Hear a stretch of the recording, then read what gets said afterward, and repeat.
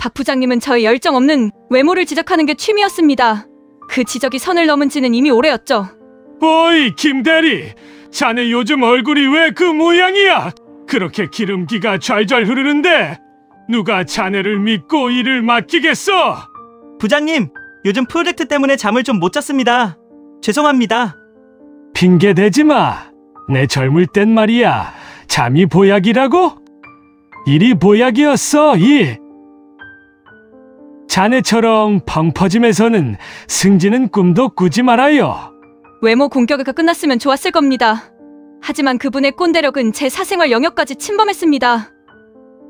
그리고 자네 주말마다 뭐해? 내가 봤어. 지난주에 여자친구랑 백화점에서 빈둥거리더만. 그 시간에 자기 개발을 해. 부장님, 제 개인적이라고? 일과 사생활은 하나야. 자네 집에서부터 문제야, 문제. 그러니 만년 대리 신세지. 내가 자네 부모라도 등짝을 때렸을 거야. 부모님까지 들먹였을 때 더 이상 참아선 안 된다는 걸 깨달았습니다.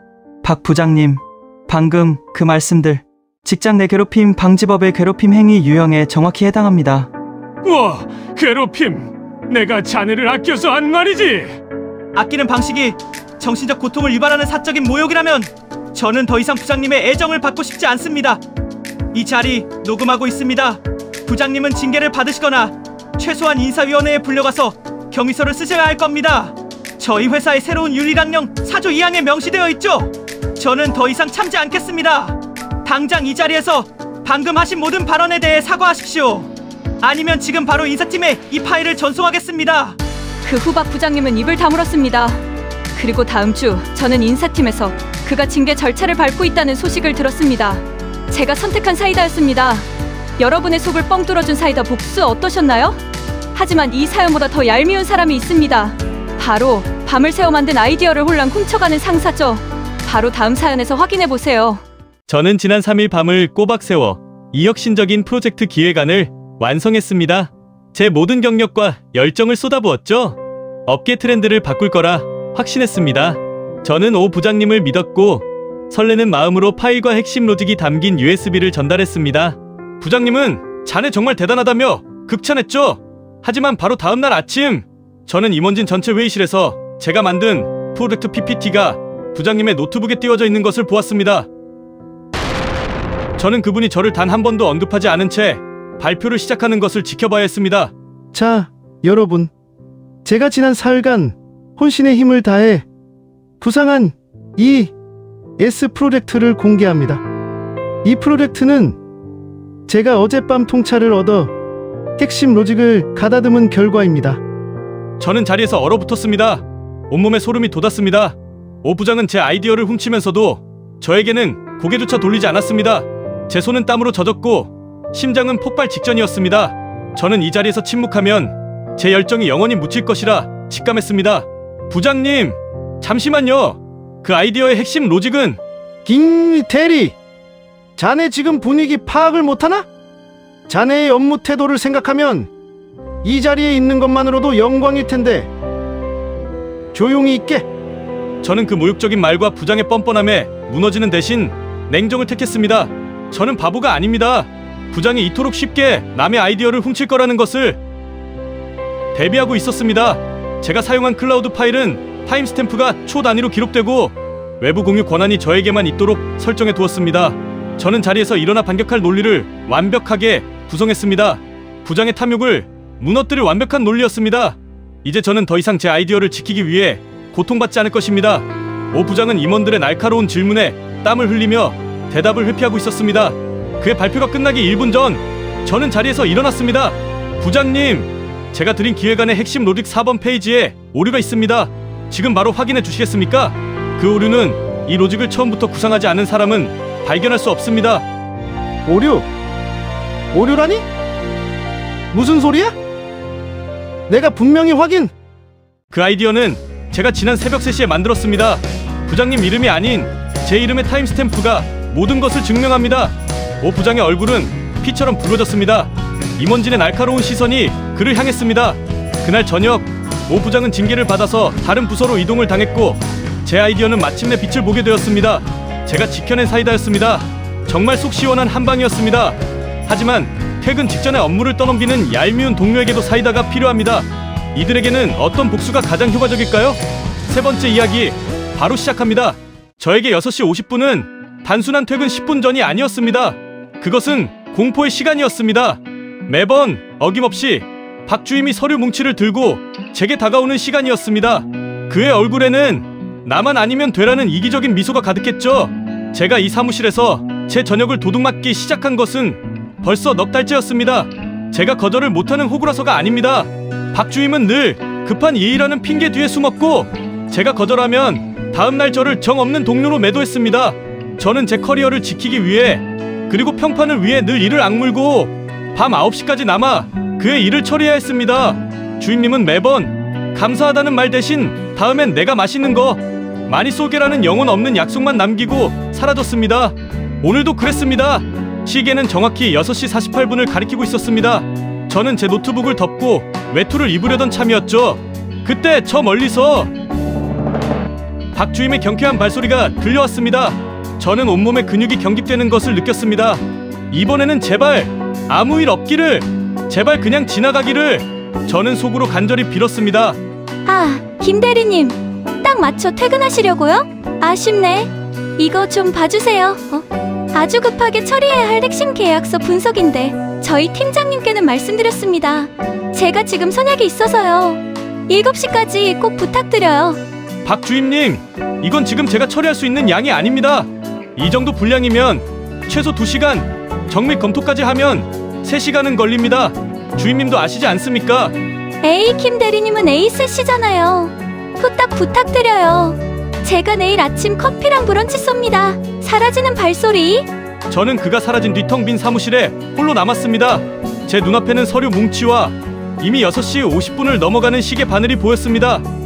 제 저녁 약속, 오늘 어머니와 하기로 한 전화 약속, 잠시라도 쉬고 싶었던 제 간절한 소망이 전부 저 서류 뭉치 아래 짓눌리는 느낌이었습니다. 더 이상은 안 됩니다. 저는 이 불합리함에 단 한 번만이라도 저항해야 했습니다. 저는 분노로 떨리는 손을 진정시키고 인터넷 브라우저를 켰습니다. 그리고 회사 내부망에 접속했습니다. 직원 윤리 규정, 업무 분장 내규, 근로기준법까지 샅샅이 뒤지기 시작했습니다. 그래, 이 규정이 있었지. 몇 년 전 형식적으로 공지되었던 그 규정을 저는 마침내 찾아냈습니다. 회사 규정 제1법장 3조에 명시되어 있었습니다. 퇴근 시간 30분 이내 긴급 업무 요청 시 해당 업무는 최종 책임자 팀장부장에게 먼저 보고 미승인을 받아야 하며 임의로 타 동료에게 전가할 수 없다는 내용이었습니다. 이것은 제가 아닌 박주임이 스스로 지켜야 하는 의무였죠. 저는 박주임에게 답장 메일을 보냈습니다. 그리고 짐을 다시 챙겨 곧바로 엘리베이터를 향했습니다. 엘리베이터 앞에서 박주임과 마주쳤습니다. 그는 저를 보며 해맑게 웃었습니다. 박주임님, 저 이 업무 정중히 거절하겠습니다. 뭐라고요? 김 대리님, 지금 장난치는 거예요? 7시까지 끝내야 한다니까요. 주임님, 업무 분장 규정상 마감 30분 이내 긴급 업무는 업무 책임자에게 보고해야 하는 의무가 있습니다. 제가 보낸 메일 확인하세요. 제가 아닌 주임님이 지금 팀장님께 보고하러 가셔야 합니다. 박주임 20대 후반 30대 초반 남성 톤 충격에 목소리가 떨림. 박주임은 얼어붙은 채 엘리베이터 문 앞에서 저를 쳐다봤습니다. 저는 뒤돌아보지 않고 엘리베이터를 탔습니다. 그날 이후 박주임은 다시는 제게 업무를 떠넘기지 않았습니다. 규정을 지킨 사이다였습니다. 업무는 칼같이 거절하는 것이 답이었습니다. 마지막 사연은 여러분의 가슴을 가장 아프게 할 수 있습니다. 연봉 동결이라는 배신에 대처하는 가장 통쾌한 방법, 마지막 사연에서 확인하세요. 저는 작년 한 해 팀 내에서 가장 높은 성과를 냈습니다. 경쟁사 계약을 따냈고 신규 사업을 성공적으로 론칭했죠. 저는 연봉 인상을 확신하며 팀장과의 면담을 기다렸습니다. 제 노력의 결실을 인정받는 순간이라고 믿었으니까요. 하지만 면담이 시작된 지 5분 만에 제 기대는 차가운 현실로 변했습니다. 팀장은 제 성과가 담긴 보고서를 쳐다보지도 않았습니다. 김 대리야, 자네 성과는 최고야. 정말 최고지. 하지만 알다시피 회사가 요즘 어렵네. 이번 인상폭이 전체적으로 낮아졌어. 미안하지만 자네는 올해는 연봉 동결로 가야 할 것 같네.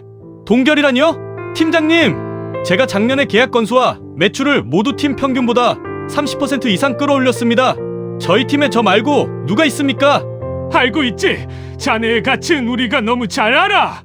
그래서 다음 대형 프로젝트는 자네 없이는 시작조차 못한다고 내가 임원들한테 강력하게 주장했네. 자네는 우리 회사에 빛나는 인재야.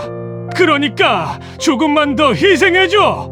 내년엔 내가 인사팀을 쥐고 흔들어서라도 꼭 자네 연봉을 세 자릿수로 올려줄게. 자네는 여기서 성장해야 해. 우리가 자네를 얼마나 아끼는지 알지? 믿어달라는 말일세. 빛나는 인재를 연봉 동결시키는 회사, 저희 노동력과 같이만 공짜로 쓰겠다는 위선이었습니다. 저는 팀장의 저 뻔뻔한 위로를 들으며 더 이상 이 회사에 남아있을 이유가 없다는 것을 깨달았습니다. 저는 빛나는 인재인 채로 이 무능한 회사를 떠나기로 결심했습니다. 저는 지난 2달간 철저하게 준비했습니다. 제 성과를 바탕으로 헤드헌터에게 연락했고 제 가치를 정확히 인정해줄 경쟁사를 찾아냈습니다.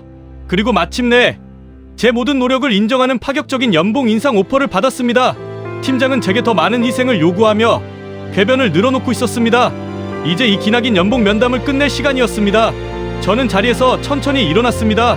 팀장님, 죄송하지만 저는 다음 달 1일부로 퇴사하겠습니다. 뭐라고? 김대리, 자네 지금 장난치는 건가? 당장 자네가 없으면 다음 프로젝트는 누가 맡으라고? 자네 우리를 배신할 셈인가? 저는 배신한 적 없습니다. 팀장님 말씀대로 저는 빛나는 인재이고 제 가치를 인정하는 회사를 찾았을 뿐입니다. 경쟁사에서는 제 연봉을 35% 인상한 조건으로 제가 맡을 예정이었던 다음 프로젝트의 책임자 자리를 제안했습니다. 팀장님 말씀대로 저는 빛나는 인재입니다. 연봉 동결을 감수하며 희생해야 할 만큼 가치가 없는 인재는 아닙니다. 이제 팀장님께서 다음 프로젝트를 누구에게 맡길지 고민하실 차례입니다. 김대리, 잠시만. 우리가 다시 이야기해보세. 연봉을 다시 조정. 저는 팀장의 사정하는 목소리를 뒤로하고 회의실을 나섰습니다. 제가 떠나자마자 팀장에게 불려갈 인사팀의 모습을 상상하니 속이 시원했습니다. 저는 빛을 찾아 떠났고 회사는 가장 중요한 인재를 잃었습니다. 가치를 증명한 사이다였습니다. 4가지 사연 모두 속 시원하셨기를 바랍니다. 여러분의 마음속에 쌓인 화병을 저희 내 마음의 사이다가 모두 씻어드리겠습니다. 다음 주 새로운 사연으로 찾아뵙겠습니다. 당신은 이 사연을 듣고 어떤 생각이 드셨나요? 아래 댓글에 전하고 싶은 말씀을 남겨주세요. 당신의 인생은 그 자체가 감동입니다. 당신을 진심으로 응원합니다. 구독, 좋아요 함께 부탁드립니다. 다른 사연으로 다시 찾아뵙겠습니다. 항상 고맙습니다.